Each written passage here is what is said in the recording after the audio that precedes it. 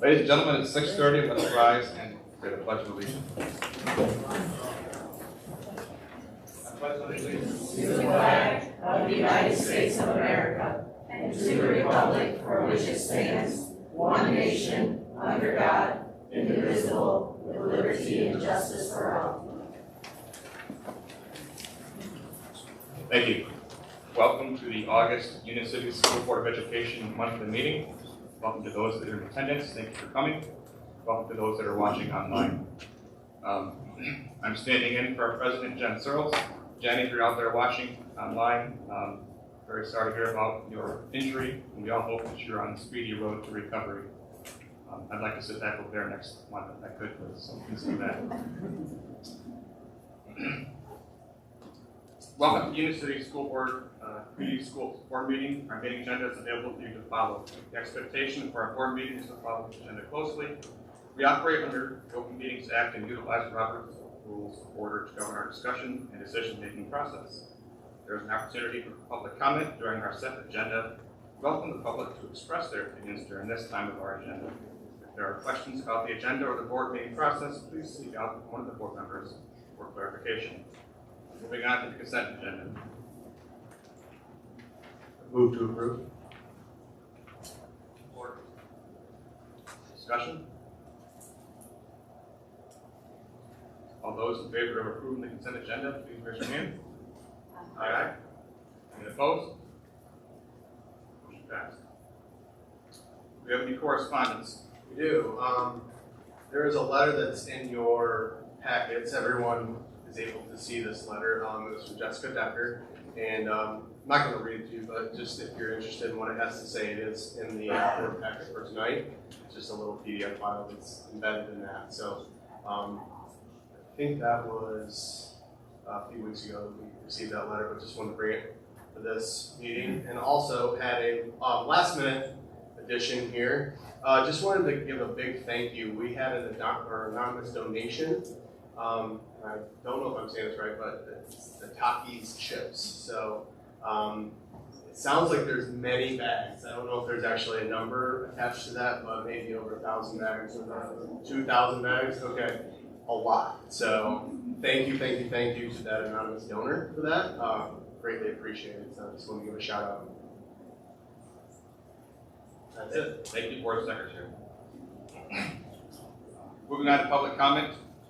This is the section of the meeting in which the public can make comments or share their opinions about items on our agenda. We ask you to limit your comments no more than 5 minutes per person to allow others the opportunity to speak. It's an opportunity for the board to listen to your comments. It is not more practice to act on the concerns voiced during the meeting, to allow the board to do further research. I would like to make a couple of comments before the public comments. First and foremost, we have a large group here. I'm guessing there will be a number of public comments that are going to be given. So just to be respectful of everyone's time, I'm going to be pretty hard and fast on the 5-minute rule for each person. I will give you a warning in 4 minutes just to give you an opportunity to wrap up your comments and make it a 5-minute limit. So that's the first thing. And the second thing,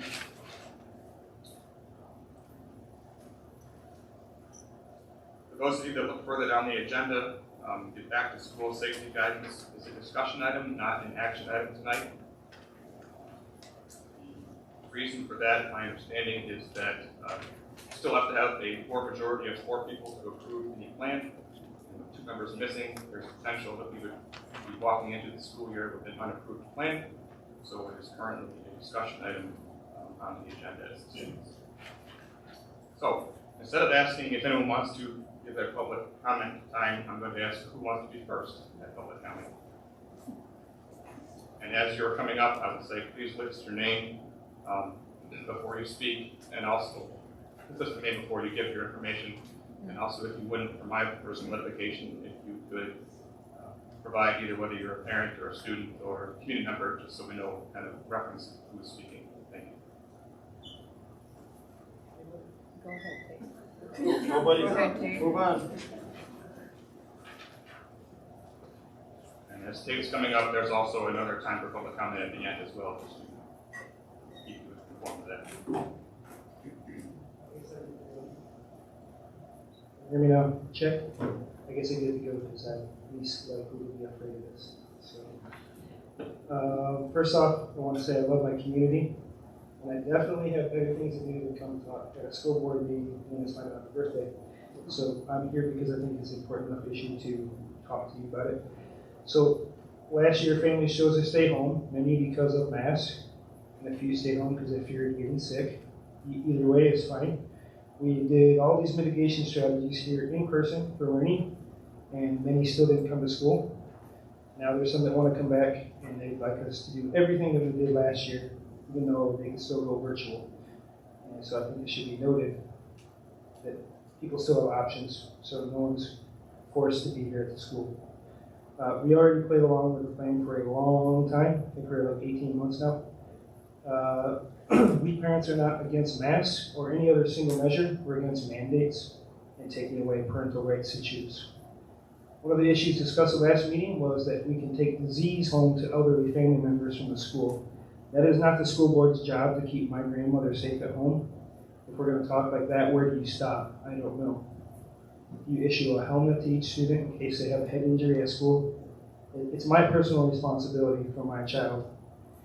If I have children in a home with an elderly grandparent, I certainly would consider the virtual option, or I may limit my child's connection with that person in my house, or limit their interactions. It simply is not the school board's job. You're not public health officials. Why don't you just adopt my child and you can start paying their bills, control their health and well-being? What do you need a parent for? I have never invited the government to my dinner table, and I have never agreed to co-parent my child with a government official. This is a position where you won't make everybody happy. You have an opportunity to make 80%, possibly more, happy with a decision. I would take the low-hanging fruit if I were you. I'm not sure why society is upset with citizens who are defending your rights. Each of us has the right to be dumb. We are fighting for our right to choose, and your right to choose also, not just ours.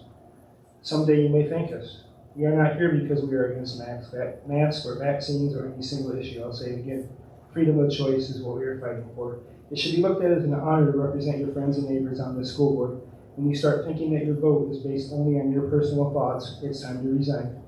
You can say that you would disagree with your constituents, but to impress upon them with your personal opinions is tyranny. If things go wrong, you can certainly say that's what you asked for. You should have no regrets when you vote the will of the people. You will only regret voting against your friends and neighbors. If a bunch of kids in our schools are diagnosed with cancer and the doctors recommended that they all do chemotherapy, I'm certain that some parents would choose an alternative plan for their child. Some would say, why are they doing that if chemotherapy works? Would our school board then pass a policy that says if your child is diagnosed with cancer, you're obligated to do chemotherapy because the doctor recommends it? Of course not. That would be ludicrous. We all know that medical decisions should be made by our parents, not by the school board. Recently, the Washington Examiner, a well-noted publication, had an article that detailed how Louisiana has an RSV outbreak, which is very rare, but not when you force masks. RSV is on the rise in Oklahoma too. So kids are now being hospitalized for RSV, but reporters try to tie it to COVID. The only connection to COVID is that RSV wasn't an issue until forced masking. If you believe you are responsible for my child's health in your school, will you also be responsible if they get RSV or some other communicable disease? I love my children enough not to subject them to another year like last year. Our family will not be attending this school under any further mandates. Thank you for your time.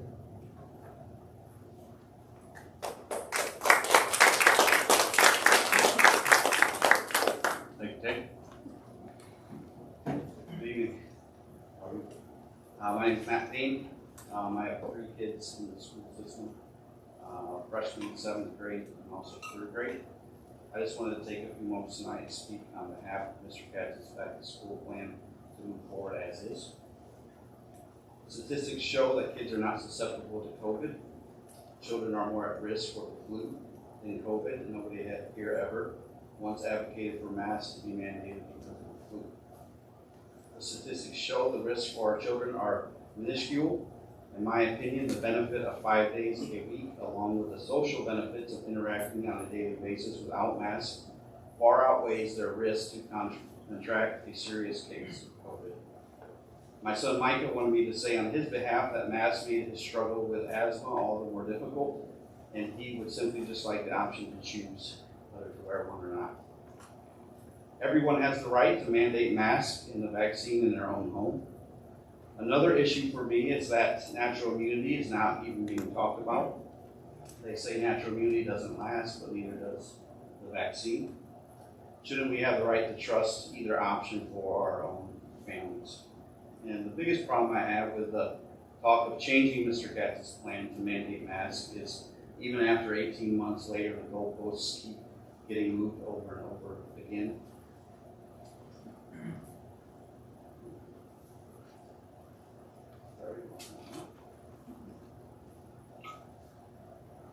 2 weeks to flatten the curve, shut down the economy, close schools, mandate masks, wait until the vulnerable are vaccinated. Everyone needs to get the vaccine, and now one more school year with masks. Who's to say people won't ditch the mask again next summer, and then at a convenient time put them back on and advocate for masks again next school year? I think coming soon is everyone needs a booster. Everyone in this room has made countless sacrifices to slow the spread, and a lot of those sacrifices have been at the expense of our children, especially in their education. COVID is not going away. Masks are not going to make it go away. A vaccine is not going to make it go away. We can believe tonight that both sides to this argument have valid points they are making. I'm not an anti-vaxxer. I believe you have to at least consider this vaccine as possibly a modern-day miracle. But the main difference between the two sides in all of this is that one side is wanting to bring their beliefs into the public sphere and force everyone else to conform. I'm not here to try and get a mandate to not allow anyone to wear masks because I don't want to wear one. I'm here to advocate for the current back-to-school plan to move forward as mask optional, that each person and each family has the right to choose what is best for them. I'm not worried about a huge risk for my kids not wearing masks at school. If I become worried, I will wear a mask when I'm around them at home. I'll have them wear a mask at school, or I'll have them wear a mask when around other family members. Thank you very much.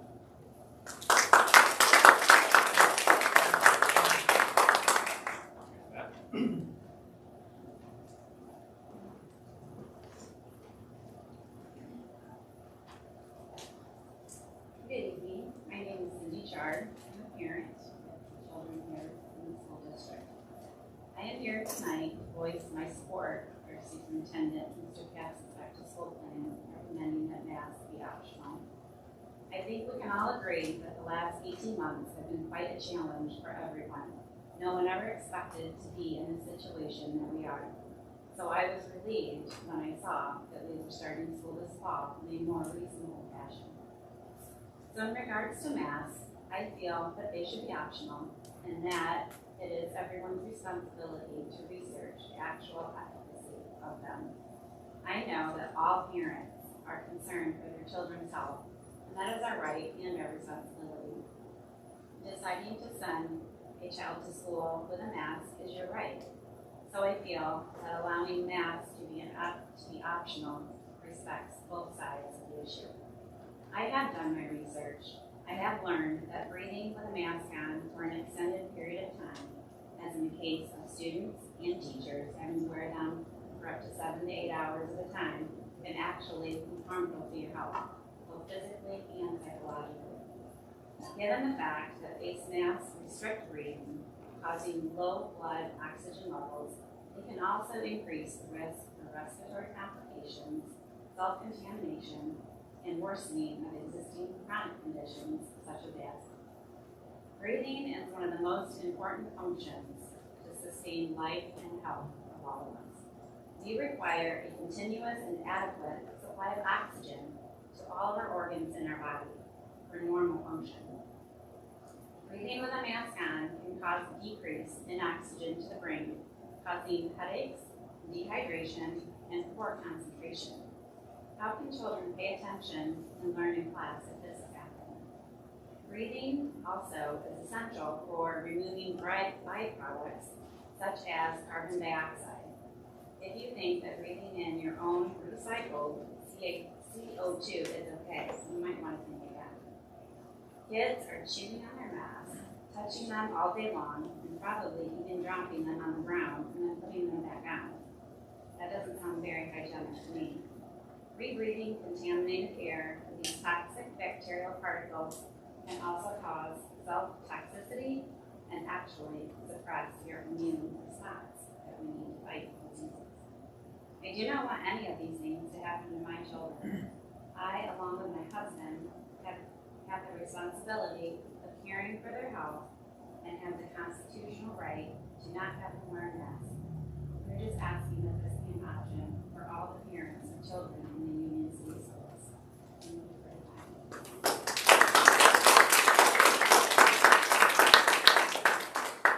Thanks, Cindy.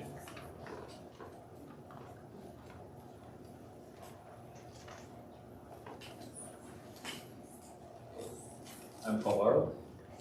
I have 3 kids that just have been enrolled in the school system this year. I'm going to keep this short and sweet. I would like to take this moment to speak on the issue of having to wear face masks in school due to the spreading of the many COVID-19 variants. We have all spent the last year and a half wondering when our lives will be back to normal. A lot of students, parents, and teachers have lived in fear over this virus. My wife and I chose to homeschool our 3 children this year. We knew from the end of the 2019-2020 school year how difficult the virtual learning was and how distracting face masks are. We both attended the school board meeting that announced the plan face masks and vaccination option. We were very pleased to hear the plan is currently in place. The very next day we enrolled all 3 of our kids into the Union City school system. Our 3 kids are also thrilled to make new friends face to face. We are looking forward to a very successful school year, and thank you for your hard work and dedication to the community, and also for allowing parents to be in charge of their own children's health and education. Thank you.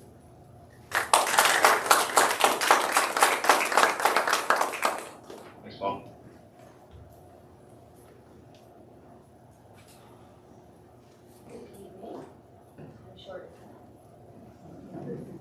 My name is Jen Gauchi.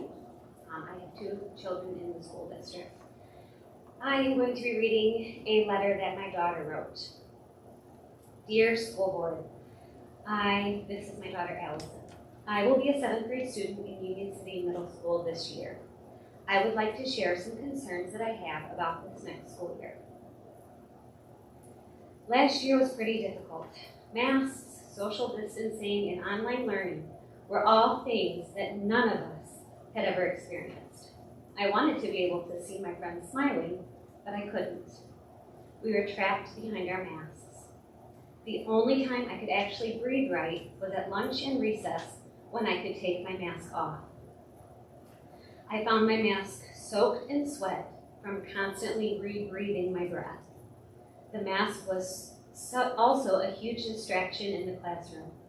Some kids wouldn't keep their masks over their nose, and the teacher would waste 3 or 4 minutes just addressing that. Teachers and students would also find it hard to talk through their masks.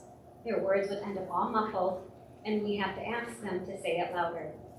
I really couldn't learn properly in this environment. I found myself paying more attention to my mask than the teacher, and then not knowing what we had learned that day. I definitely want to go back to normal without masks in school.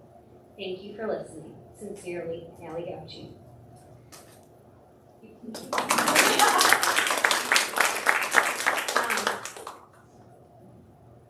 I lost my train of thought, I'm sorry.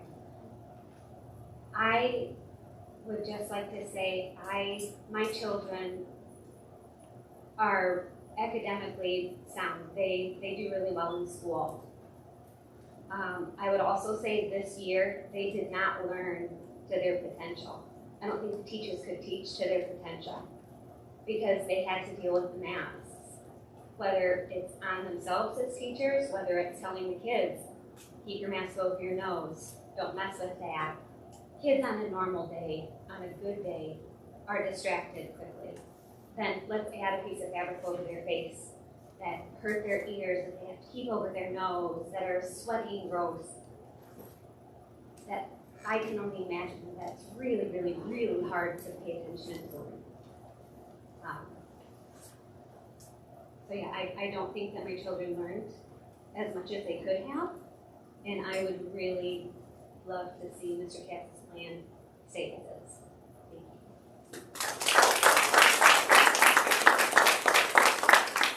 Thanks, Jen.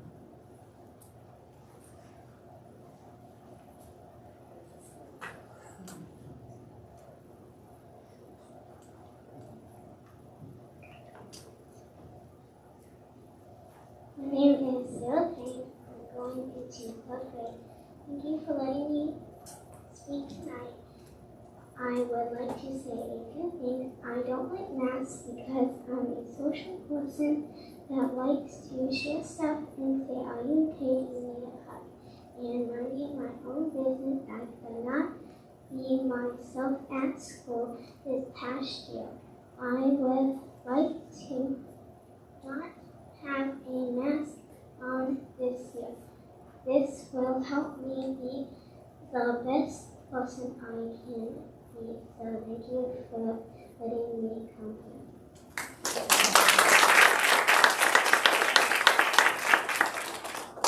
Very good, thank you.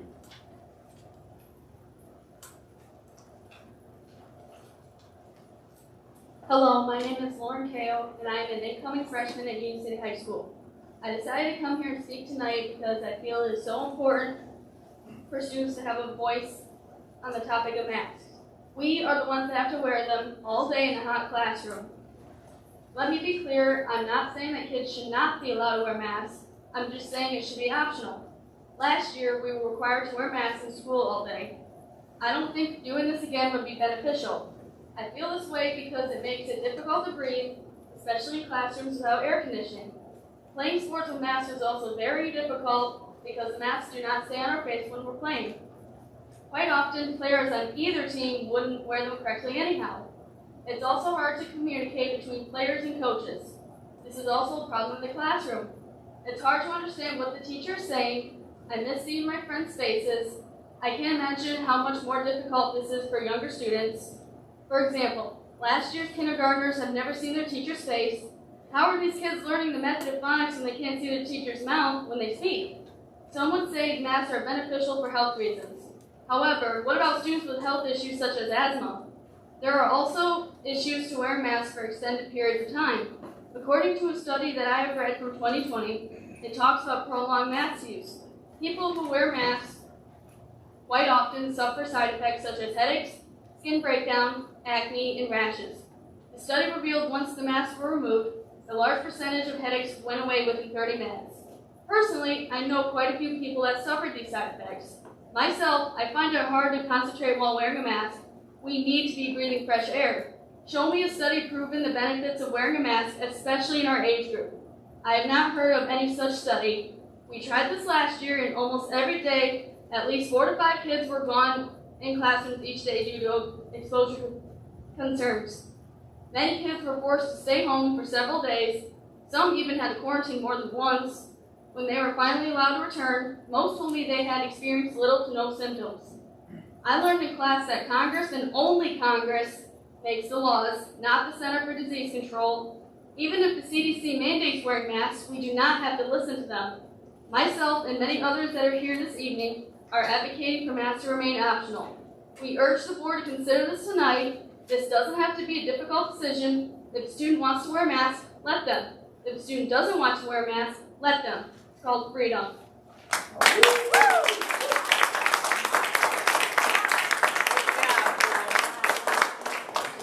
Lauren? Anybody else in the first round of public comment?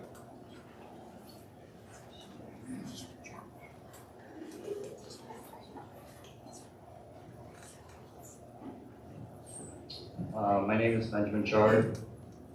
My wife has been asking me for months to come up to board meetings, and I've dreaded this moment, to be honest with you. First report to the 7 board members. I can't imagine being in your shoes right now.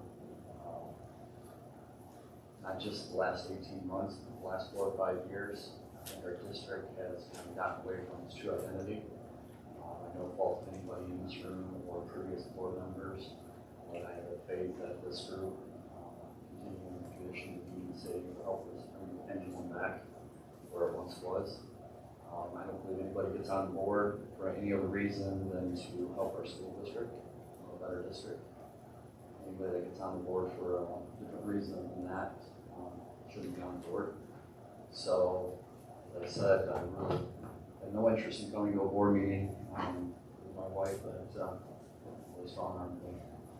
She does through a lot of ways. But it's very important that you as board members hear that the majority, if not the entire community, supports you in what you're doing, and it's not easy. I did hear board members say a few months ago, maybe a year ago, with all boards together now, that everybody should serve in a public role. That could be a coach, be a little league coach, be a number of things. Yeah, it's a lot easier to be on the outside criticizing others and when you're sitting in the shoes trying to make tough decisions. So I think as you see, everybody in this group is very passionate. It's hard to separate emotions from a business, and I'm up here from the business side. It's not emotional. It's not an attack on anybody here. I know all of you personal. I can give a personal story of everybody here, why you're special to me. Pretty much do with everybody in this crowd. And so that's how I'm going to start this off. I'm an alumni of Union City, class of 95. Boy, life was a lot simpler then. No smartphones, no social media, no emails. We would communicate by telephone or the good old way, in person. I convinced my wife, very long hours of convincing her, because she's a Coldwater alum, that life in Union City is a great place to raise a family. I truly believe that to this day. Almost everyone here tonight is either an alumni of this community, or their child or children are alumni of this community, or their future parents are alumni of this community. This once again demonstrates how much this community cares about the quality of education we can provide. The old days I refer to now, I guess I'm old. I like the old days. I'm not on social media. I have friends all the time tell me about this or that. I've never been on social media. My kid with my basketball team that had a MySpace account, they don't even know what that is anymore. So, and I didn't have that. I have missed some invitations because I'm not on social media, especially Facebook. I missed my last 2 class reunions. I didn't get invited. Some birthday parties, but other than that, I've survived. I like to meet with people in person. You can't mistake body language. You just can't. Wise man who was a veteran of emails even told me that he's adjusted the way he communicates because he realized that sometimes people look at things with emotion even though there shouldn't be emotion attached to it. I met in person with the middle school principal, Ms. Thomas, to discuss my son entering 6th grade. I met in person with our AD, Ms. Denning, to let her know that I was speaking tonight not as a varsity basketball coach, but as a parent of a child or children in the community. I met in person with our high school principal, Mrs. Case, to discuss what options my daughter had pertaining to virtual or in-person learning this year. I met in person with our superintendent, Mr. Katz, to better understand what happened with the last 2 board meetings. 1 minute, sorry. Is that 1 minute? 1 minute. I'll go round 2. That's I enjoy what you're saying. Keep going. And tonight, I'm meeting you in person. I'll skip right to 2 important things, because then when you cut off, then I'll come back to the next 5 minutes. Two moments in the last board meeting that really stood out to me, and I watched it twice. Mr. Loire, I agree with you 100%. I would also give my life for my wife, my daughter Jordan, and my son Nolan. I believe almost every parent in here would agree with that statement.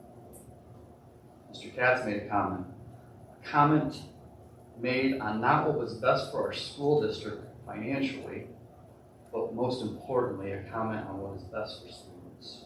I'm paraphrasing. He would rather a student attend in person at a different school if virtual was the only option here, if that student needed to transfer to be in person. Kind of how he said it? Terribly butchered it, sorry.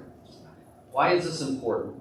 Mr. Katz is our Bill Gates, Mr. Katz is our Steve Jobs. Mr. Katz is recommending in-person learning over virtual. That really struck me. Think about that for a minute. Our superintendent is willing to lose kids to other districts if that means that student is in person format. In-person education matters. Our district has made a decision to start the year off mask optional. I'm not here to discuss masks. I'm not here to discuss vaccines. I'm not trying to convince you one way or the other. I'm here to support allowing parents a choice to either send their children to school this year with or without masks, which is the recommendation of our superintendent. I got 15 seconds left, and then I'll come back the next 5 minutes. I'll get this. Go. 15, perfect. We're at a crossroads as a school district, as a community. We're starting fresh with a new superintendent. We're starting fresh in the new school year. The objective of the board is to set policy, approve finances, and evaluate the superintendent. The role of the superintendent is to run the school district. The role of the principal is to run their buildings. The role of the staff is to do what's best to educate our kids. The role of the parent is to work with all those entities to have an end goal, which is to educate our kids the best that we possibly can. We don't have all the options of Harbor Creek. We don't have all the options of Coldwater. We have the options of Union City, and breathing proof that our kids will be okay from graduating from Union City. Thank you.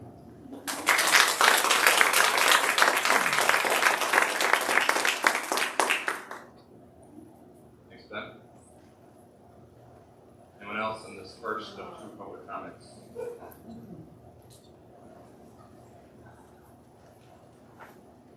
Hi, my name is Lisa Ho. I have two daughters in the Union City School District. We are a school of choice. I love Union City. Our business is here. We're invested here. I have virtual learned children for 18 months, which was hell. My children hate me. I cried to Mrs. Thomas, Mrs. Manier. It was awful, Mrs. Decker. I don't care if you want to wear a mask. Let's have a choice. My kids want to come back. We did school shopping. They were excited. Running a business, teaching, it's awful. It's hell. I cried so much the past 18 months. And then I read a letter that Mrs. Decker, which was awesome, and I pulled in, and she wants kids to come back because she's a teacher. She wants in person, face to face, no mask. And she is teaching cross country with her kid in a stroller. She's a rock star. We have rock stars here. I just need to come back. We need normal. Thank you.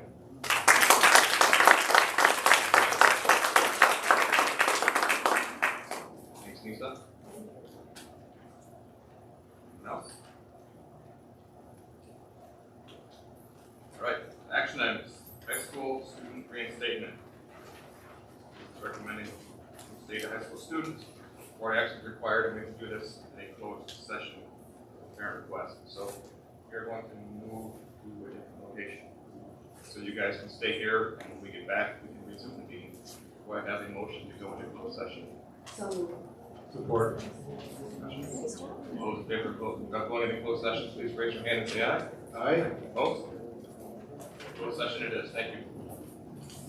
I'm going to let everyone here know that the camera will continue rolling while we are in closed session. So you're streaming live. So if you'd rather go up there to talk, you're welcome to. TikTok, anyone?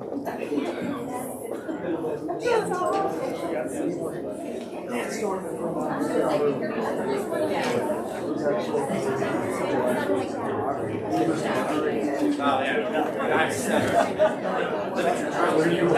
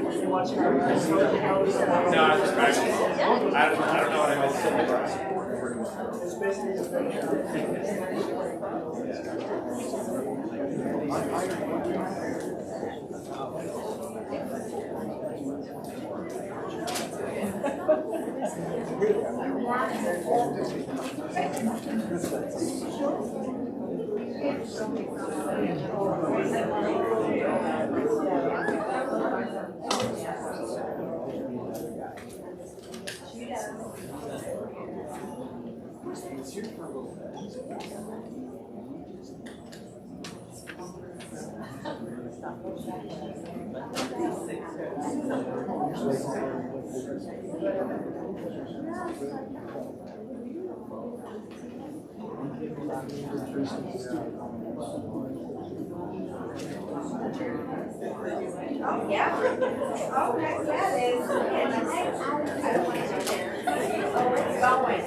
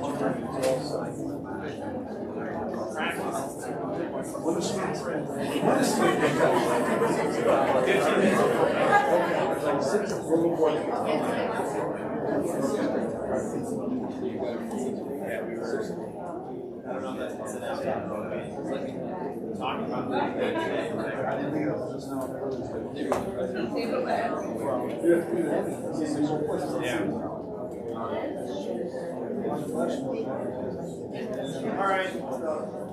Young kids were in. Oh, yeah. That was done in one quick.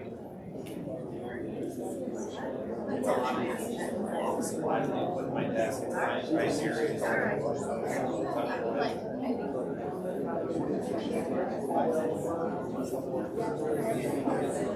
So one for 3 down the road.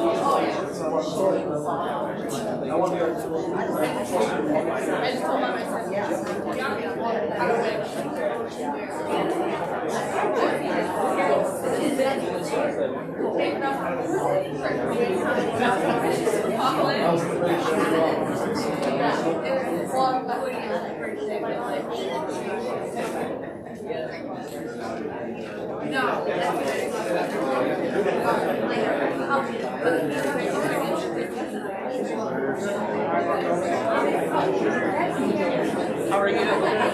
Saw your boy. Forget he's already a senior. Wow. Oh, maybe you're feeling like you're ready. Yeah. You do kind of get to that point, doesn't it?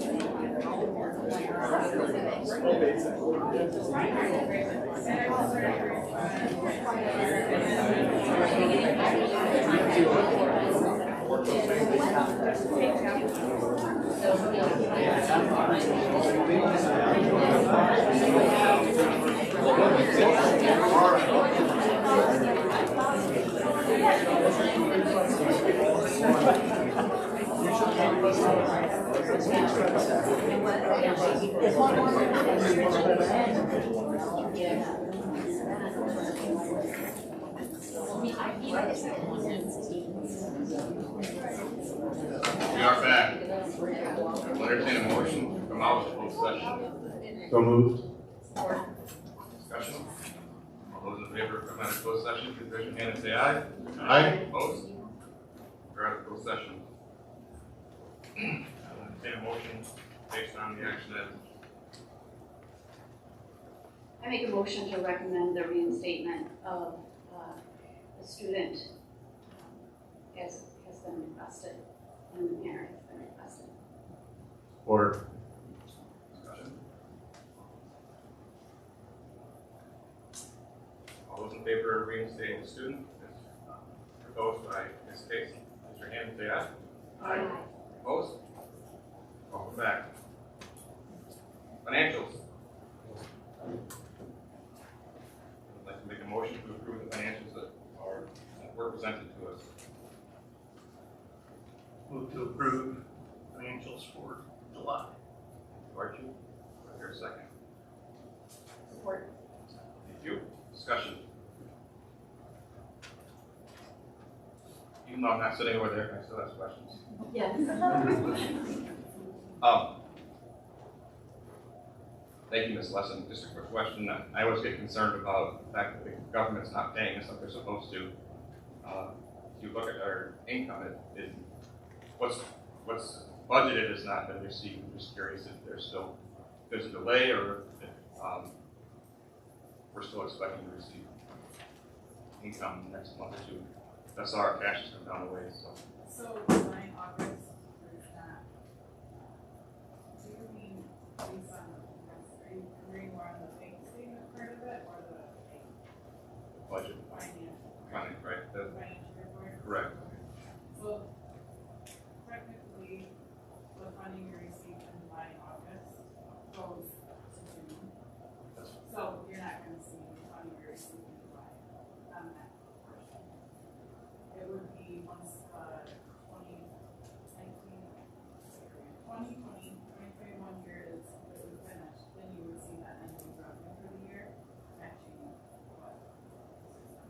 so it's always going to be a few months behind. It is for July and August, because we don't receive all the money until August, even though technically it's supposed to go. So then in September or October, they catch up. We don't receive paid in September, we receive paid in So in October, we catch up. Yes. Okay. But we also receive in August, we receive like, we applied and received a state aid note, so we receive payment for that in August as well. Thank you. Any other questions? All those in favor of approving the financials and presenting, please raise your hand, say aye. Aye. Opposed? Motion passed. Middle school interventionist paraprofessional hirings.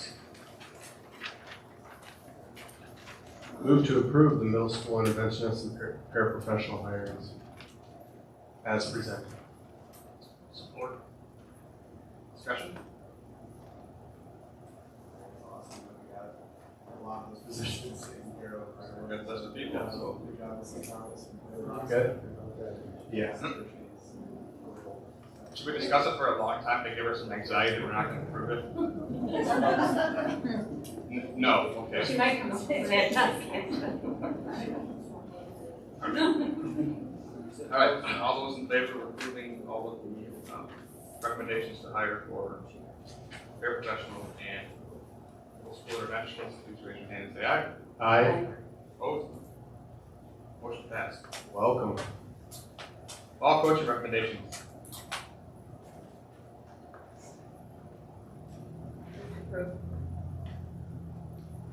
Support. It's going to Archie this time. You can tell, that's all. It's whoever you wrote down. Archie, Archie won. Discussion.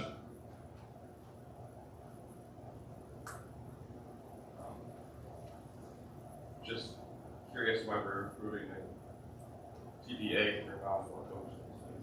Note that it's going to come down the pipe later, or? He was hoping to have someone in place for it. We added a freshman volleyball team because of the overwhelming numbers that we had. And she's building a schedule, and she was hoping to have a coach in place, but it didn't happen. So that will be something we'll have to do at our next meeting. Is there a time where it's too late? Or not?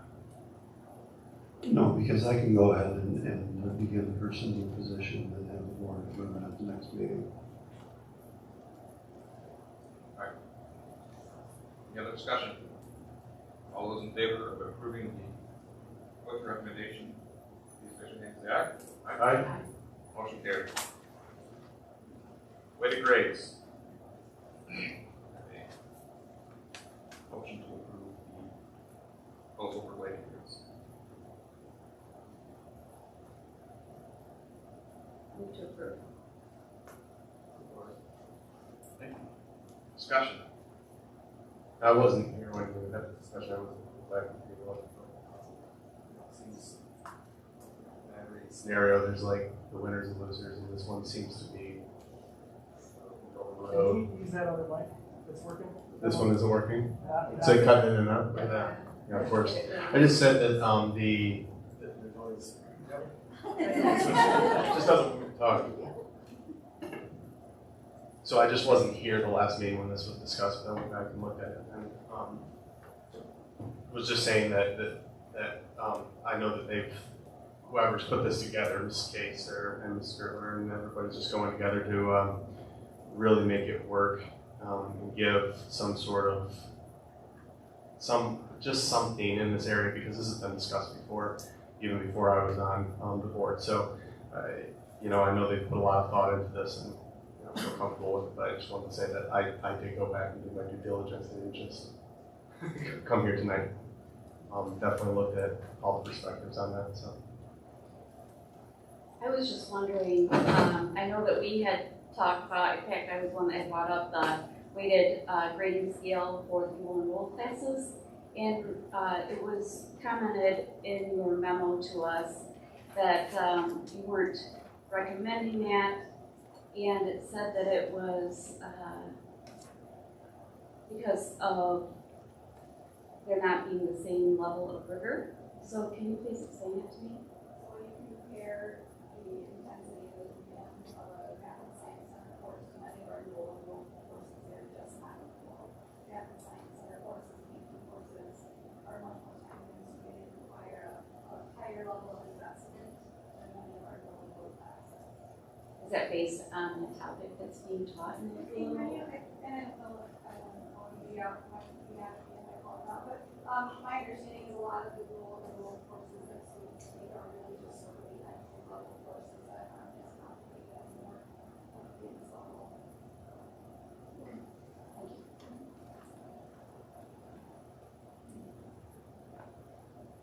As far as the nuts and bolts, how this happens, how does that, what has to be executed and you prove it, then what happens to make it go into it actually happen? But once you approve it, we'll just simply create a separate grading scale in our school or in our student information system. So when those grades for those courses are entered, the grade points will be adjusted differently. The calculation will take place. Now, I believe your proposal was to go back and change the grade points for any of our current seniors or current students that have previously taken math science center courses as well. So there will be an adjustment to some of our historical grades for students that are currently in school. The last thing we discussed not doing that is curious why we changed it. So this creates just sort of a clean edge for us. So we can say the class of 2021 was not offered a weighted system, but beginning with the class of 2022, that was applied to their grades. And if we don't go back, then what happens is it's not really in full effect for the 4 years. So this is kind of honoring for what those students have already done, supports them, whether they took classes last year or the year before. We'll be able to, the data probably will be cleaner because we'll be able to see the lines that are from classes that were not weighted as opposed to classes that were, rather than trying to factor in the fact that some kids have weighted grades for 1 year, some kids have 2, others for 3. Yeah, I for one definitely want to promote kids working hard and doing their best in school. And that means challenging themselves, and I'm all for it. I wasn't a big fan of weighted grades to exceed the 4.0 number, and then it gets kind of messy. It's not, we're not trying to make people decide what to do based on what they want to be valedictorian or not. We want people to decide what to do based on what's best for their education. And I want to encourage kids to continue to work hard. That means they work hard to get a B in an AP course, and I want to reward that. So, me personally, I would not have supported a weighted grades with this grade that's higher than 4. Just giving kids the opportunity to take math and science classes or AP classes and get a 4.0 even if they don't get a full 90%. I'm fine with it. My opinion. Anybody else? Archie, you want to talk or you're just moving? You're moving, okay. All those in favor of weighted grade proposal in this case, please raise your hand and say aye. Aye. Opposed? Motion carries. Student handbooks. Entertain a motion to approve them. I cannot make a motion to approve them.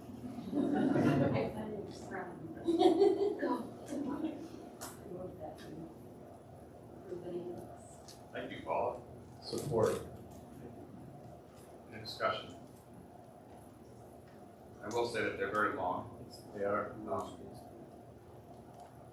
In the future, and I've requested this kind of in the past, we do superintendents, I'll request it again. If we make changes to long documents, it would be nice to know what was changed. And maybe not every single bit, that's a critical comma, but at least the flavors of what was changed, so we can look at that instead of the whole thing every time. I'm going to be perfectly honest.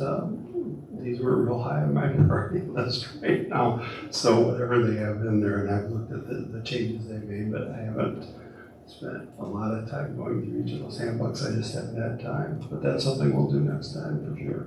Whoever has to go through and change them, And I'm also in favor of reducing the size when we can. So, people that changed them had to put the time into it, and they have an idea of what was changed. And I just didn't have that shared as bulleted or something, so they get an idea. So you have to read 90-page documents. Any other discussion? All those in favor of approving the student handbooks, please raise your hand and say aye. Aye.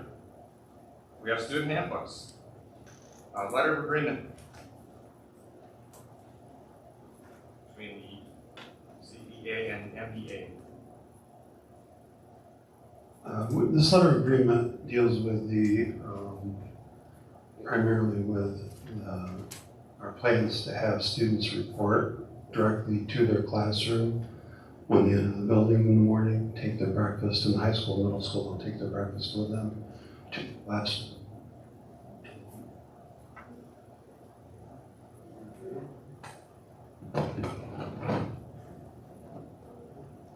And to eat in their classroom, to avoid people gathering in mixed groups in the cafeterias.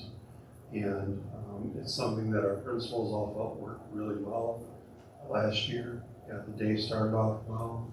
I think most of our teachers felt the day started off well, but part of our contract with the teachers includes 15 minutes. They report to their work area 15 minutes before the start of the student day. Previous to last year, students were not all assigned to be there during that time. And now we're asking all the students to go there and be there during that time. Last year, the letter of agreement between the board and the union mentioned that they were compensated for that time by the time that they had off on Wednesdays, and since we're not having that time off this year, Mr. Iron and the representatives believe they were entitled to some compensation for that time. So we discussed that, came up with a plan that you have there that includes a couple of things related to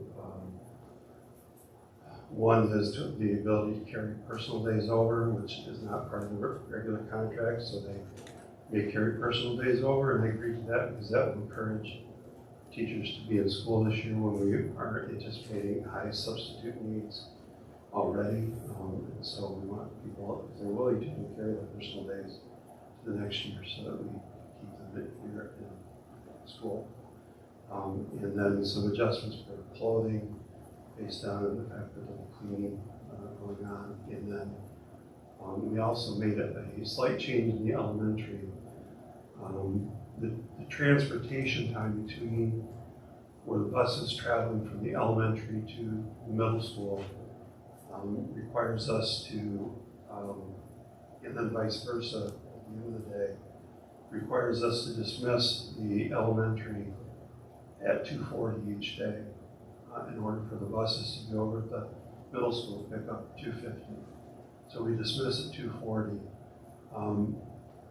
That means that in order to get the number of clock hours in that we need, it makes it better if we could move the start time in the elementary back to 7:40 as opposed to 7:45.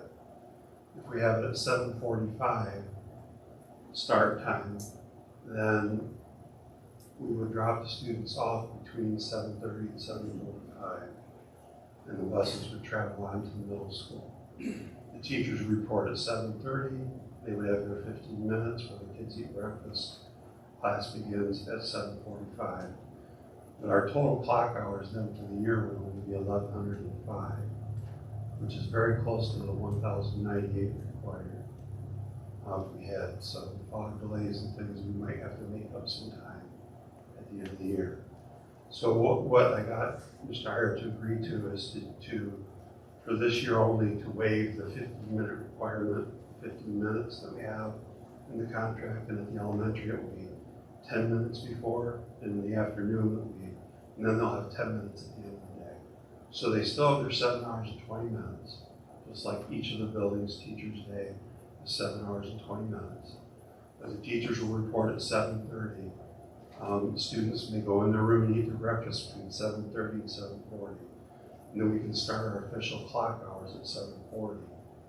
That will get us up to 1,120 hours, which matches the high school, middle school hours, so that we are not that close to our risk. So they agreed to that adjustment for this year. We've also discussed that we will be talking about that whole issue of clock hours and how we manage that better in the contract going forward, so that we don't run into this transportation issue. So those were some things that they agreed to, and in addition, there's a $200 payment we're making to them for covering being there at that time of the breakfast. $100 we pay in December, as sort of a Christmas bonus, and another $100 in May. So that's what we agreed to.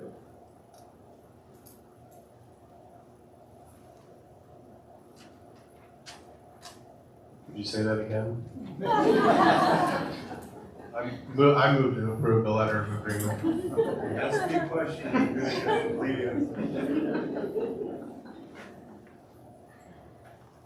Support. There we go. Came in late, you got it. All right.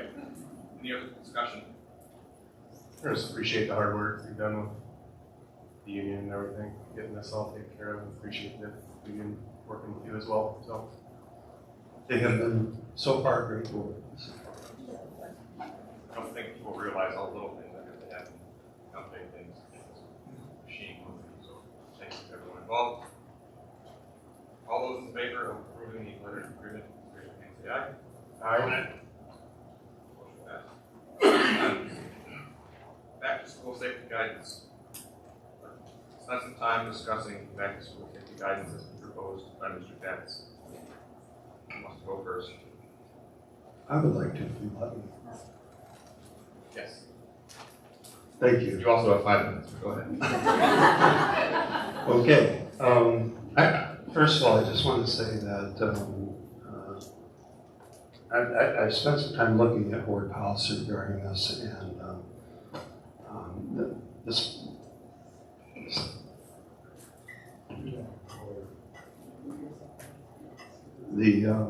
the board policy basically authorizes the superintendent to create plans that follow the health department recommendations. And so what is in this plan that I put together is based on health department recommendations. Policy 8450 is where, and 8450.01 is where that can be found if people want to look that up.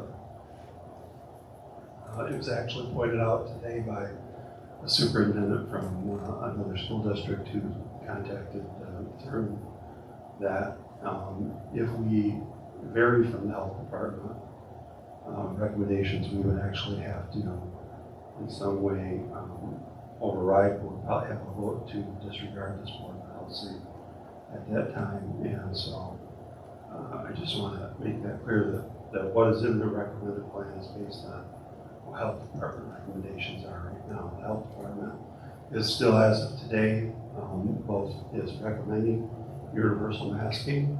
They're not requiring universal masking. So they're recommending that all students and staff that are vaccinated or unvaccinated wear masks.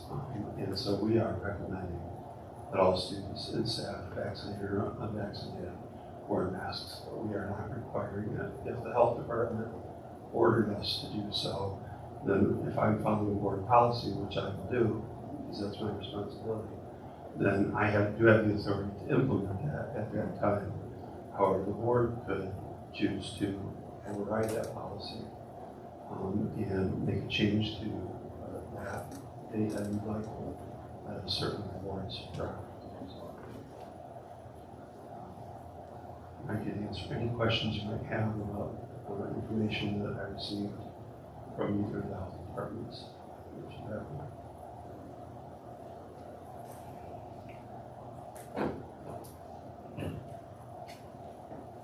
Anybody else want to go next? Yeah, I'll go. I wasn't here for the last the COW meeting, so I just wanted to acknowledge that I was hearing both sides, that I have heard both sides outside of any setting here as well.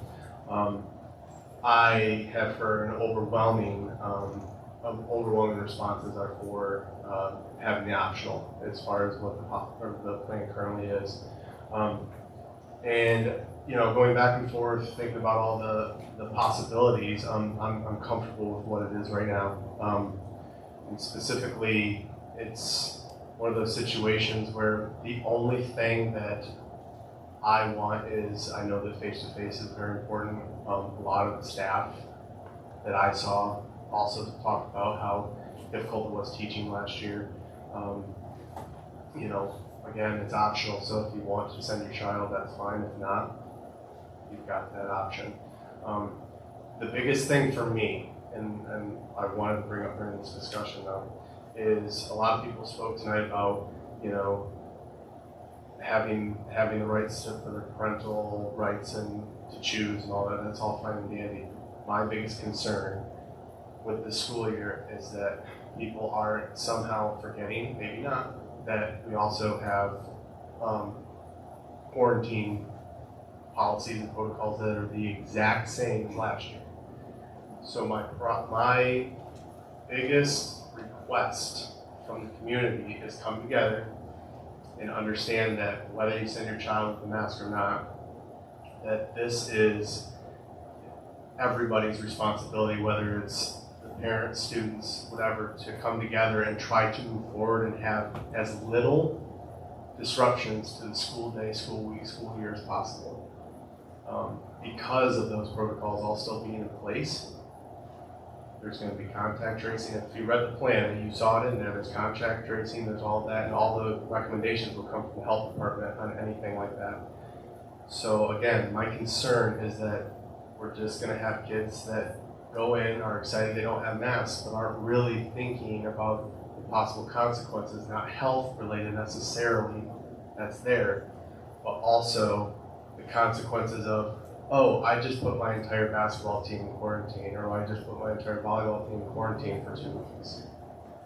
So that's the only thing that in the back of my mind was saying, okay, I just want to make sure that we are all on the same page with that, because that's a major concern for me going forward. It was a major concern last year. It happened. Sub shortages and all that too. We have teachers that have to leave due to close contacts, anything like that, trying to get somebody to come step in there and fulfill that role. So that's it. I just want you to please be mindful of that. That's not a threat. There's nothing there. It's just saying, please be mindful of that part of this entire situation. But that's the only thing I really want to talk about.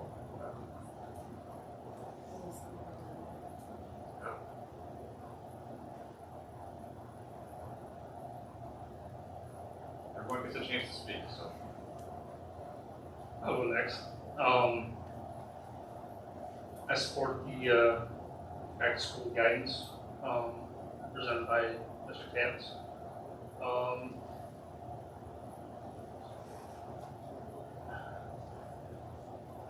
I have a hard time with this one just because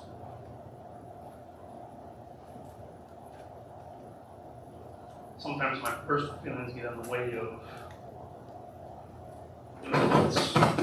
what I'm supposed to do as far as correcting kids on this board. I've had COVID. Put me down for about 3 days. I survived it. My oldest son survived it. I can say that from everything that I've read as far as the National Institute of Health, at no point in time will I support a mask mandate for anybody. There's too much information out there. There's too much false information out there on both sides. So if I could tell anybody anything, get out there, do your own research, pull up research, medical reports, read them. I won't be able to support any mask mandates from Branch, Calhoun, Health Departments, Michigan Department of Health and Human Safety, or the CDC. So, thank you. I was actually very happy to see that it had been tweaked a little bit, the back to school plan, and it looks as though we're going to try to keep individuals that do want to mask in a more central area or an area so kind of scattered everywhere that would increase the chances of anything. So I do appreciate that. I appreciate the fact that that was looked at and worked with. As far as the whole situation, I'm a medical professional. I've been a medical professional for 30 years. I would recommend you talk to your medical professional to get your information.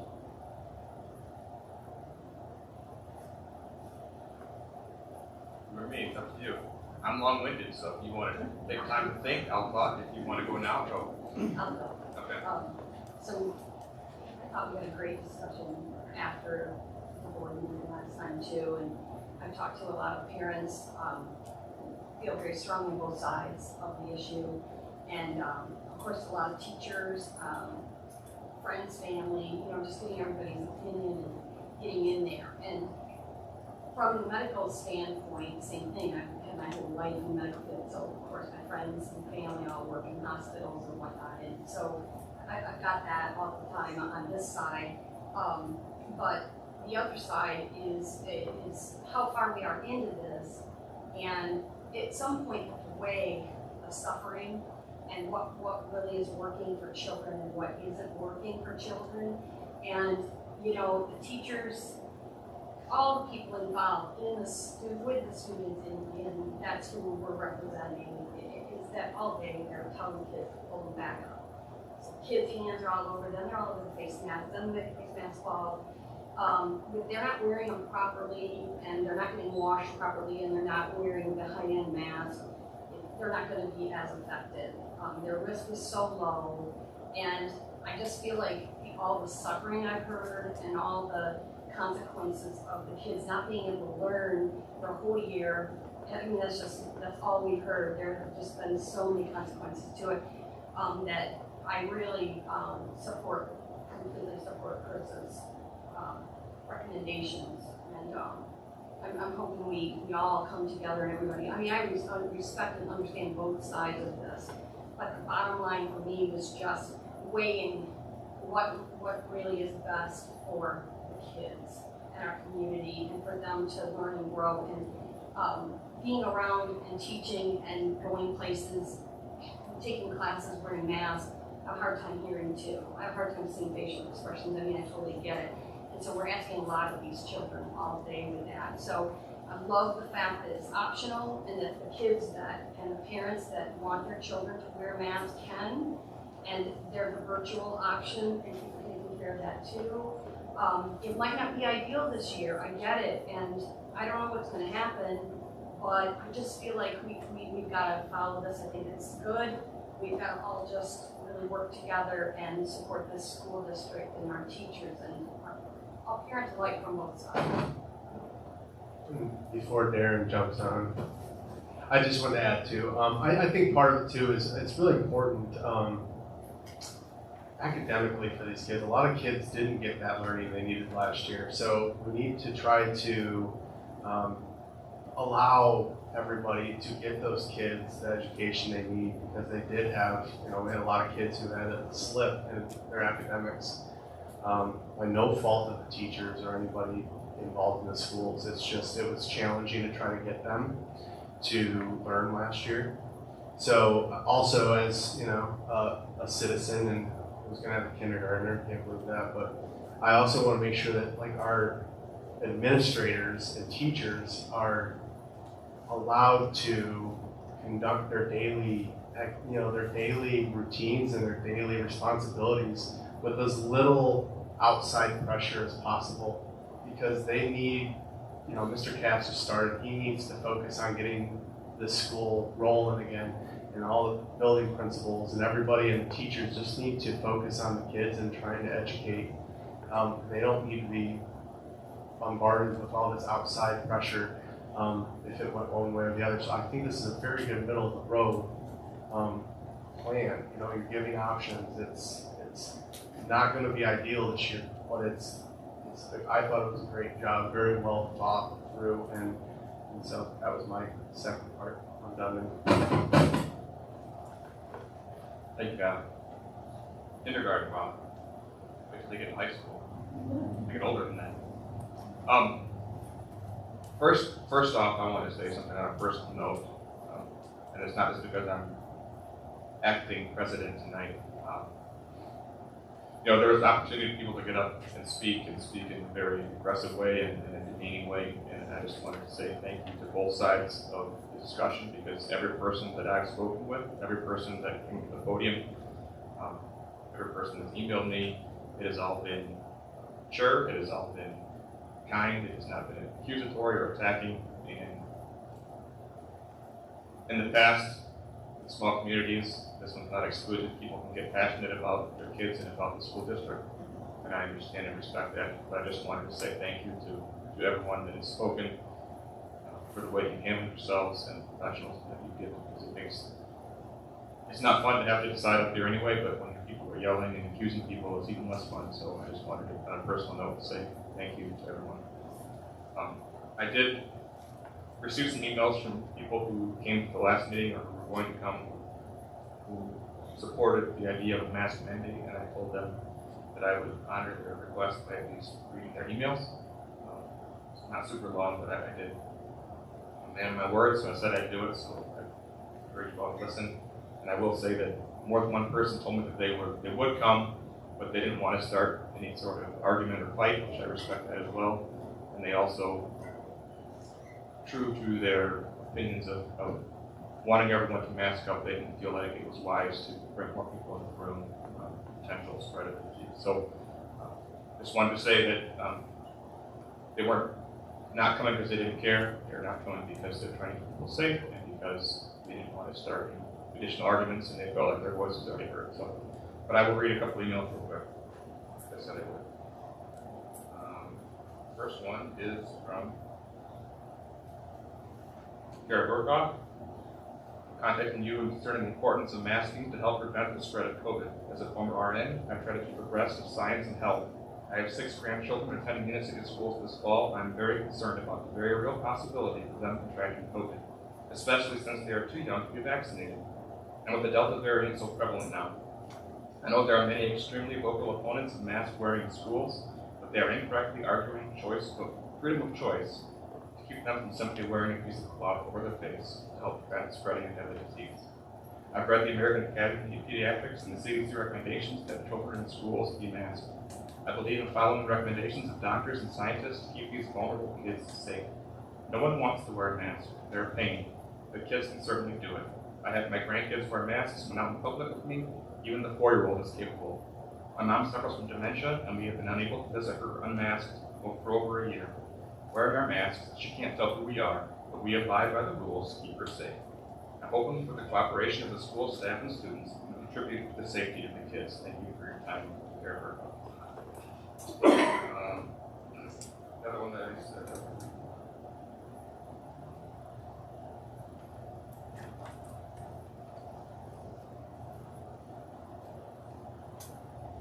I'm just bringing them out for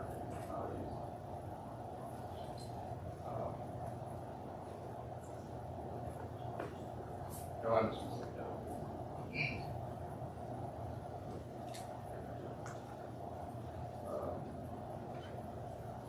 Don Mason wrote, "Hi Darren, board members. Thank you for serving our community as a trustee of our children's education who serves on the Union City School Board. I know you have all spent countless hours and many sleepless nights trying to solve the impossible dilemma of whether to require masks for those who will be inside our school buildings this fall, whether they are attending class, teaching, providing support services, or just visiting the property to meet with staff or students. I must tell you that I would like to see a mandatory implementation of mask wearing indoors, and I will share a few sentences to reinforce this point. Even though masks by themselves do not completely protect anyone who contracted a COVID-19 virus, they are our simplest and most effective tool. Vaccinations may have reduced the rate of transmission among vaccinated people, but the current rate of transmission among unvaccinated people remains epidemic. I don't believe there is an argument that will convince some people to receive the vaccination, and I am very aware that some people should not receive the vaccination. Given those facts, though I'm fully vaccinated and will likely seek a booster shot when it becomes available, I will still wear a mask when gathering indoors with others, because I have no way of knowing whether I present a health risk to them. Please take the courageous action of requiring masks indoors on school grounds. I will be happy to talk with you about this inquiry at any time."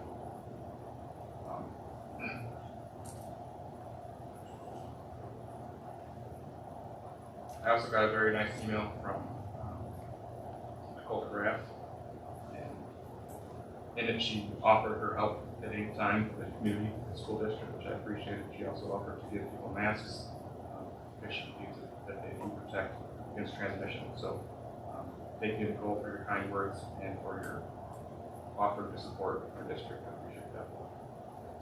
And lastly, also had a good conversation with Jessica Lane, and very kind, very mature discussion, and I appreciated that as well. As far as my opinion, I kind of shared it last time, so I'm not going to get into it in depth. But it's kind of been shared here as well. But I really don't feel as though it is my authority or my right to tell every student and parent what they should do with their kids from a health perspective. You argued with me, and one person said, I disagree with you, and that's fine. But I don't think that's our role here as a board to make that choice. And one person mentioned as well that I had said that, they likened the specific, they felt like I was incorrect in that, and that forcing someone to wear a mask is like implementing a dress code. And I understand the logic there, but I still would disagree with it, because most forms of clothing are constricting and don't cause issues with breathing, etc. So I would disagree with that from that perspective. But at any rate, I don't feel like it's our job as a board to decide what each student should be doing from a health perspective. So that is why I would not be in support of requiring masks mandates again. And I want to emphasize, we're doing a lot of stuff to try to help our kids. There's cleaning, there's social distancing, we're trying to get ventilation. If you read that, it's pretty in depth, and we're not ignoring this virus. We just aren't requiring people to wear a mask from the school. If you want to wear a mask, great. And I would be very upset to hear of kids and teachers, especially, or anyone else. I'm not saying you will, but I don't want anyone to be made fun of or attacked for choosing to wear a mask. If that's your right, then you should have that right to do it without any fear of retribution by anyone. And I don't like to make threats, but if I hear that someone did that, someone in our district, I'm going to be upset. So if you want to wear a mask, great. If you don't, that's fine. Just be respectful of everyone's decisions, and let's move on as a district. So, if you have more things to say, go ahead. Yes. Thank you. I just wanted to conclude this discussion by saying that I also appreciate all the comments that people have made, and those that have contacted me privately through emails or coming in person. I've had good conversations, respectful conversations with everyone, and that has been a good experience. I want to add a couple things though. I would ask, please, for those of you, especially those of you that support or want us to not need to require masks, which I certainly don't want to do. We need to ask you that if your children are sick, please keep them at home. Do not send them to school when they are sick. If we recognize that they are sick when they come in, we're going to be making a call and asking you to come get them. We need to try to do those types of things in order to keep. There may or may not be COVID when that happens, and we don't know. But we'd like them to be healthy before they come back. And the other thing I would say is that if any of you could possibly substitute, we're always looking for substitutes. Anybody that's watching this streaming, we do anticipate that we're going to have many more needs this year. Substitutes are difficult to find, and they're going to be difficult everywhere.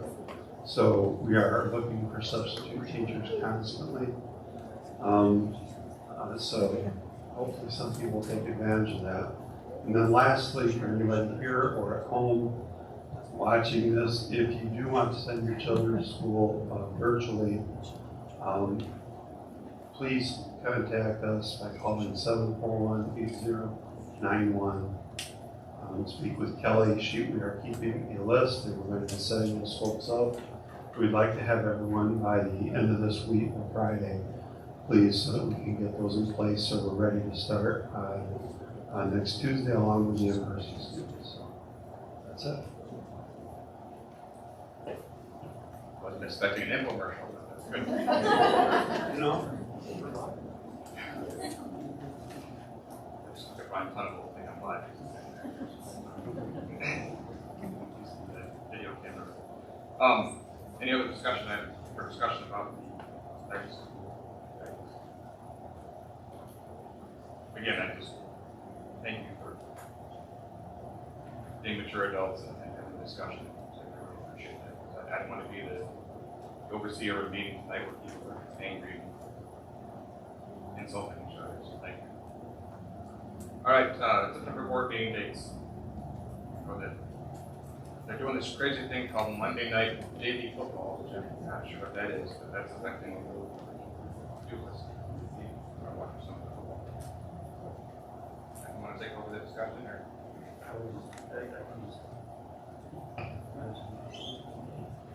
When I had my conversation with Jen last week about this, she said that she pointed out that we have a couple of JV football parents here. JV football games are on Mondays now.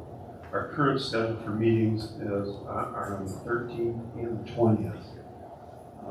The 13th is the committee of the whole meeting and right now the primary things we'll be discussing there will be board goals, and superintendent goals, as well as there's one other thing that I'm not remembering right now. But I'm sure there will be a couple other things that will come up for that meeting on the 13th.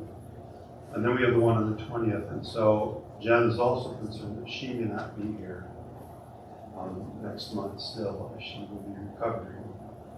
And so given that we have some playing that you would not want to, maybe she thought the board might want to consider adjusting those meeting dates. I was just going to say, to add to that, I had a continuing education course that got rescheduled for a different date, and they have been scheduled to the 20th and 21st of September.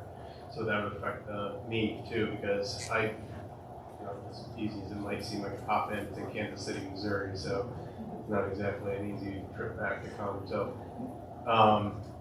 that'll probably, I actually was going to do that for a roundtable, but this is perfect timing to let you know. So definitely want to adjust it if possible, just for that reason. There'll be at least 3 of us, maybe 4 of us that couldn't be here. For sure. I missed one game, but I don't want to miss a third this week.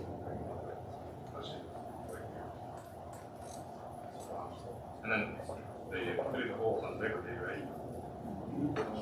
We had actually moved that early after So, bottom line is the 20th isn't going to work for my half board. So we move that. And the 13th is going to be dicey as well. If Jen's not back and if there's a football game, and I'm on the state on the 13th. That's not a valid excuse. So, what about the 21st? We talked about that.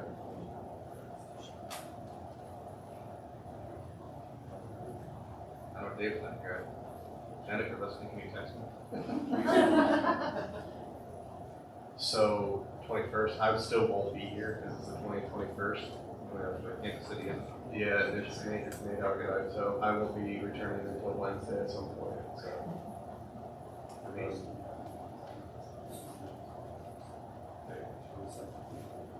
The superintendent's gone the rest of that week, so that if we push it off to the next week, how does that work? That next week? Somewhat the case. I was just going to say, maybe if we did it the 28th, then not have a committee of the whole the very next week. Like a harvest corn. I like that idea.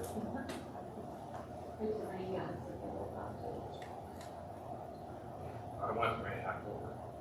I want it to dry. What do you mean? Right to them. Oh, okay. Don't rain. So, I'm not here for the next Saturday. Very much. What do you guys think? Is your thing on the 28th? Yeah. Tuesday. Does it work for you? Or Wednesday, I just, it has to happen that week, I think, because the week we normally have the meeting is not gonna work out for the majority of us.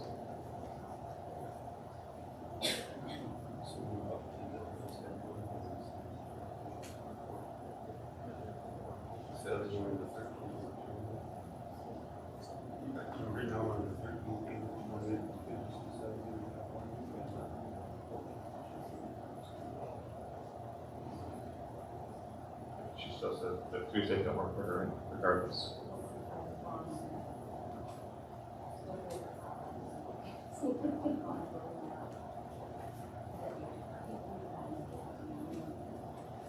I still won't be. I'm going to.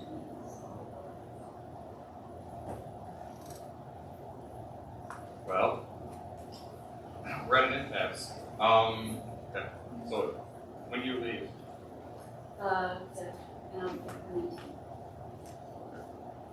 So if we want Amber to come, we have to have it the last week in September.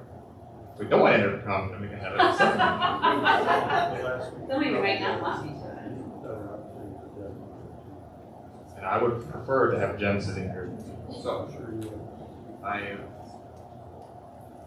so is Thursday better than Tuesday? Thursday, it's still in September, it's 13th. Okay. We were Wednesday's Bible study. Tuesdays. You said a lot, so I'm just trying to remember that. I don't know, why don't we just. You mean for Dave? Yeah.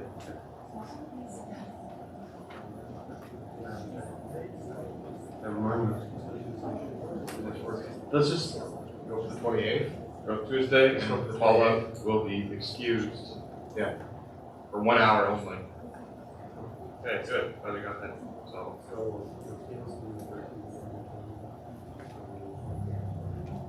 Are you okay with that? So let the record show for those that were paying attention or were not paying attention. We're not going to have a committee the whole meeting on the 6th because it's Labor Day. We're not going to have a committee the whole meeting on the 13th because of the engagements. We're going to have one meeting on the 28th, covered everything except one. Yep. It's Tuesday the 28th. Mark your calendars. It will be a meeting worth remembering. Okay. We are back to public comment. Welcome, public. This is public comment round number 2. If you did not get a chance to speak, if you'd like to speak. I did notice that Ali Gauchi came in and left, so I guess, or she didn't leave, so if she wants to be her own, she can. We're back, but not, I will entertain Mr. Chard to come back up. Sorry for cutting you off, but I had to say I was going, I had to do what I said I was going to do, so. Finish. Stop me in 2 minutes, please, because I got 2 subjects. Benjamin Chard, where I was at, as we witnessed the last 18 months, circumstances change rapidly. And I think not only as parents, but as a district, we need to be conscious of that. And as things change, try to keep level heads together. Quick stats of the current data. I'm a data guy. That's how my wife and I made a lot of our decisions. Again, I'm not here advocating for one or the other. We've just made choices where we go and where we don't go based on the stats. We've been doing this since March 2020. Probably like a lot of you.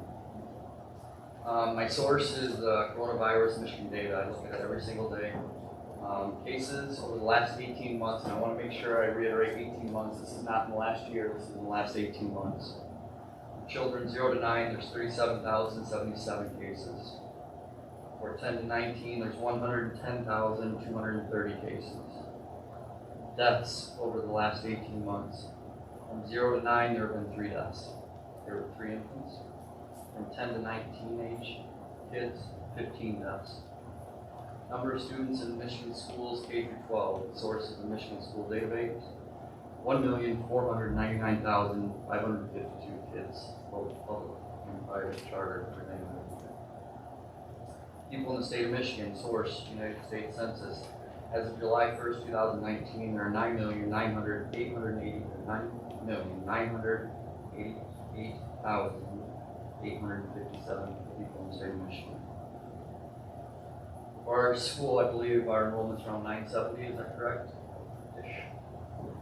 If you take those statistics, 95 students on average will have COVID in the last 18 months for our school district. 0.01164 students have died from COVID if you take those statistics in our school district. Suicide in the state of Michigan. From 10 to 19-year-olds, 13.8 per that age group per 100,000 capital. That's why I share how many people live in the state of Michigan, rounded up to 10 million, that's a factor of 100. That means there was 1,380 suicides last year for children from 10 to 19. All this is on the internet. Everything on the internet's true, so. Again, 1,380 students died of suicide, 15 died from COVID. Why share these stats? To try to put things in perspective. No one wants anybody to die. There's nobody in here who wants to die. Nobody wants anybody to die. Nobody wants anybody to get COVID. Nobody wants anybody to get cancer. Nobody wants anybody to have any of the medical issues that people can have. No one wants to hurt the children. That's why we're all here. No one wants to put their children or anybody else's children at risk. We all want the same thing, to give our children the best possibility of an education, one that you guys are providing. My last, hopefully 2.5 minutes, I'd like to end on a positive note. This is why I'm here. I love coaching. I'm not the best coach, I guarantee it, but I do love coaching. And I would put myself up against the other 11 coaches at Union City that are varsity coaches, that they love it just as much as I do. And on Saturday, our new AD of 6 months, I'm still catching her breath because she just got her whole thing changed, where now she can focus on being an AD, had our first annual varsity coaches meeting. And it was fantastic. Other than having no power, because we had to do our slideshow like this, and I'm getting old and I can't read anything, she did a fantastic job of going over everything, just like we're supposed to. Just like new teacher orientation today. Just like when you have orientation for kids coming up. She went through everything. What are expectations for us as coaches? What are expectations of us with our coaches underneath us? And then she explained to us that at some point the superintendent was going to come to our meeting. Our superintendent showed up. And he listened until the end, and then he spoke. And he shared what his vision of the district is, and what his goals that he wants not only us as coaches to implement or to carry on, but make sure we're instilling in our youth and what teachers are expected. Two things that happened in that meeting that I think are very important. Coach Adams, Gary Adams, our softball coach, we were discussing a lot of things. She used the word value. We need to value our student athletes. That really made me think we need to value our school board. We need to value our superintendent. We need to value our principals. We need to value our entire staff. We need to value our community. And I think that's what this is all about. We all value our youth.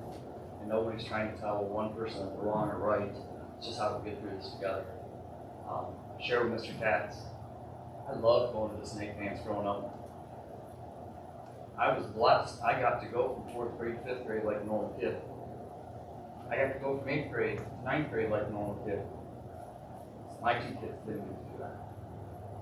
My son was a 4th grader, shut down in March, his 4th grade year. He didn't get to go to orientation in middle school. For me personally, that was the worst transition, 4th grade, 5th grade. Big fish, little pond, little fish, little pond. My daughter, going from 8th grade to high school, she didn't get orientation. Last year, she specifically said, when this staff did an excellent job of making sure those 8th graders got to come to the high school, shut it down, no high schoolers here, so the 8th graders would make somewhat of a normal transition. specifically said, man, I wish I could have done that. Because coming to high school was pretty scary. All of us, 5 board members, one just about ready to get into it, really can't relate to the other 2 board members. Your children got to go from 4th to 5th grade like they're supposed to. They got to go from 8th grade to 9th grade like they're supposed to. Ours didn't. Not looking for any sympathy or anything like that. But when parents get up here and are very passionate, one side or the other, please know, it just breaks the heart that they don't get to do what they're supposed to do. Well, we all got to do. And then on the sports piece, which is near and dear to me, it was tough last year. Every sport ground through it. I can give you a bunch of sob stories, but it's not fair. But I cannot applaud any parents that I dealt with in sports that I've coached, sports that the kids were in. Just tried to do our best. We got through it. That's not what it's supposed to be about. And so, as we have the plans in place when things happen, just try to keep it in the back of your head. We are doing damage to these kids. By no choice of anybody in here. 0 choice of anybody in here. I believe it is our obligation to them to try to make it as normal as we all have. So we all turned out pretty well. For sure. Thank you.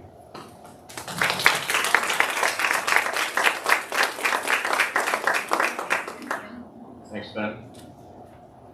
Anyone else?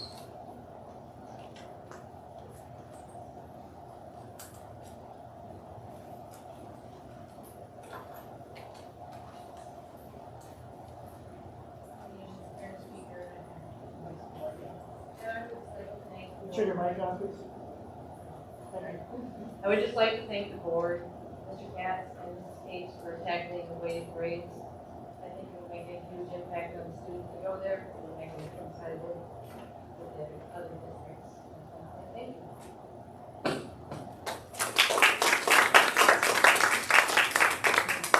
I will say you're welcome. On behalf of the board. Thank you.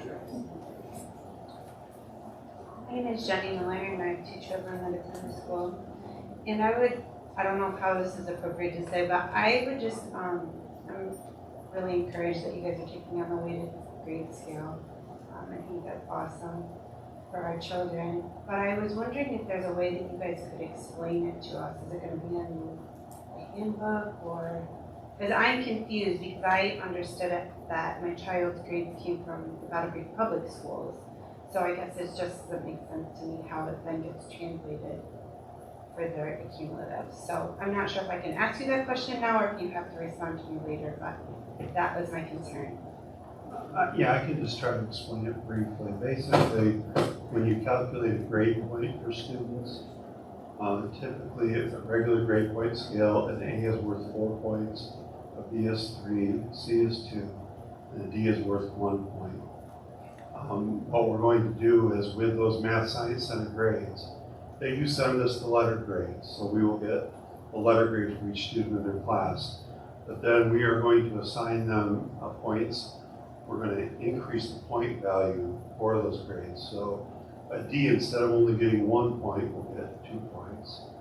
And a C will get 3 points, and a B will get 4 points. And an A will also get 4 points. And that way, that any student that goes there and takes these very difficult classes, and they are extremely difficult classes, who doesn't get an A, and maybe they get a B, their grade point average will still remain at a 4-point level, the same as the students who stay here and take easier level classes and maintain those classes. Makes sense. Thank you so much for taking the time to explain that to me. I appreciate you guys. Thank you. Thanks, Jenny. Anybody else?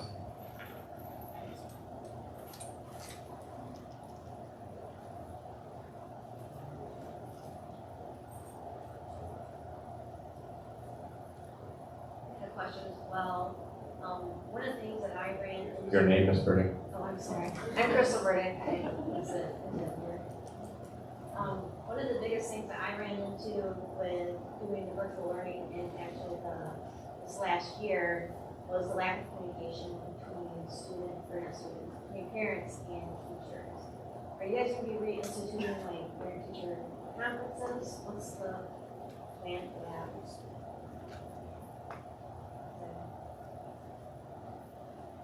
Can I ask that? We can back to you. I don't, if it's an easy answer, you can answer. If not, I'm gonna make it a practice to answer. You don't have to. Yeah, well, he will talk to you after.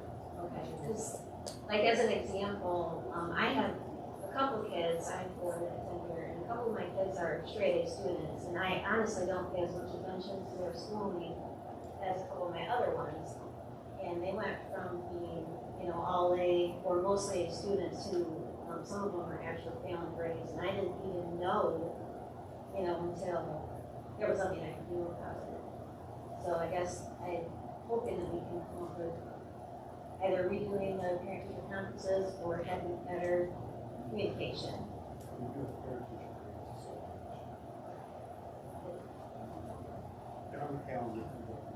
Okay. Yes, they're scheduled. Thank you, Crystal. Anyone else? The sun is not set yet, so there's still time. Thank you. Or a round table. Or U table.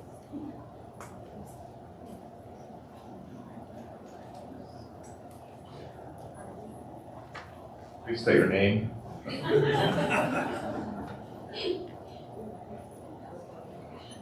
I wondered if when we meet on the 28th, should we meet at 5:30 instead of 6:30? Like we did the last time we combined meetings, what we do.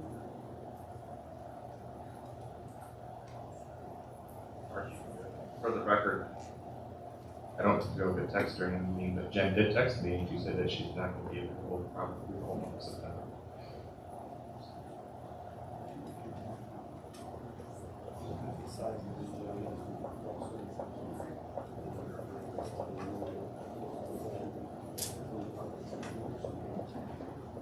Just have to make sure to post in time for people to know.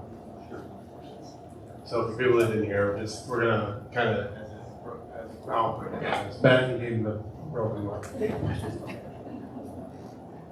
As the meeting approaches, we're gonna just maybe change it. If the agenda looks really outrageously long, we might change the start time of that meeting. We'll let everybody know, keep everybody informed. I nominate Dave for the snacks if we keep it 4 or 5 hour meetings. Maybe I don't want to bring snacks. What Dave Mathis brings. Okay.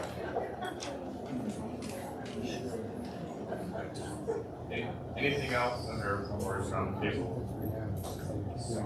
I had just something to bring up real quick. It doesn't have to happen right away. I know that you're knee deep, neck deep, whatever, audit stuff and everything else.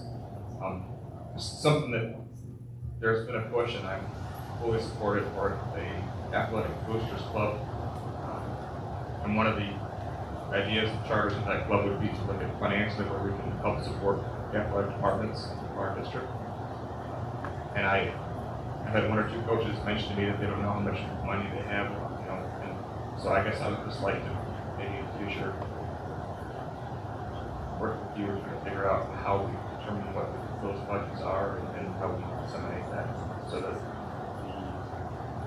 Boosters Club will have access to information and know where they can support, how they need to support our athletics. I think it's fair and balanced as possible.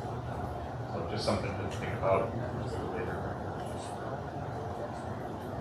Also, big plug, go out and support the athletes. Go out, come to school. Let's have fun this year. Rah, rah, rah. Let's all sing the Charger fight song. Go ahead, Aaron. What? Go on, fight, fight, fight for a good time. You guys know it. Don't make me sing. All right, anything else before ground table?